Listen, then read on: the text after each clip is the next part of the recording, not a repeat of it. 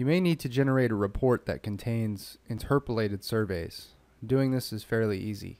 Simply go to the report generator and then select Interpolate Survey. You're given an option when you're on a work curve to select an increment of any given number of measurement units. Currently, this project is set to feet. If I want all of my surveys interpolated at, say, 30 feet, I would do that and hit Tab. This recalculates all of my surveys to every 30 feet. If I wanted to permanently record these surveys to the curve that I'm on, I would click Keep Curve.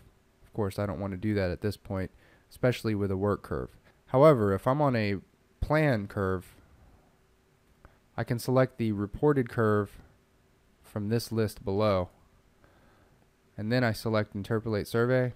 You'll notice that because this is a proposal curve, I have the option to interpolate at variable intervals depending on whether it's a straight tangent or a curved section of the plan. Another report type that pertains specifically to proposal curves is the critical points report. When I select critical points, you'll notice that only the critical points of that plan are listed.